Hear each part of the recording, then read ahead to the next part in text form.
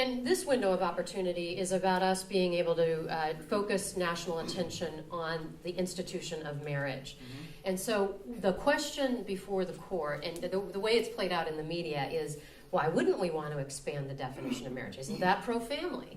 Well, no, because it is pro-family for the government to get marriage right. Mm-hmm. And to get marriage right means to acknowledge in law that children need a mom and a dad. Mm-hmm. Redefining marriage would deny, as a matter of policy, the ideal that a child needs a mom and a dad. And so the way that the advocates of redefining marriage have portrayed it is, well, this would simply expand and open the boundaries.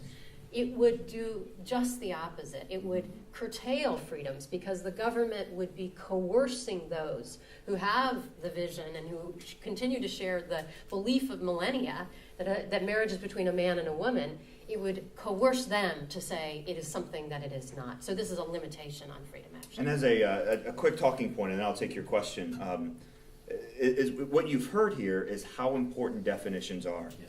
Let me give you a discerning question. Keep this question in your back pocket. Ask it on the radio, ask it of call-in, those who call into your show, ask it of any newspaper article, TV show, website, speaker that you hear. It's a very simple question. What do you mean by that? Yep.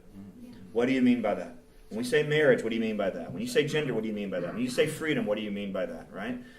That question is absolutely important, and it will get you to the heart of the worldview behind the issue in a matter of seconds. We have to raise awareness of this issue. I mean, Eric and I were in the same boat in 2009. Why is this a big deal? There's a lot of folks that are in that boat. Why is this a big deal?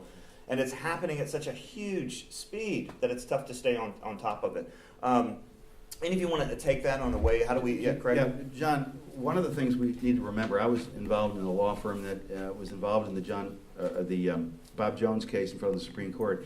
And the biggest problem with that decision is that it says basically if you're a nonprofit tax-exempt ministry and you hit the tripwire of what someone says, Supreme Court, federal court, is national policy of anti-discrimination, then you're going to lose your tax-exempt status. Now, at that point, it was race discrimination.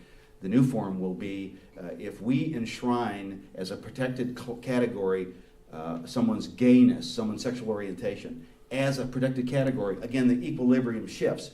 And now we will all have to sing off the same hymn book, recognizing and approving and accepting it, not just tolerating, accepting it, or face losing our tax-exempt status over that decision. That's just one of the ripples that we've talked about.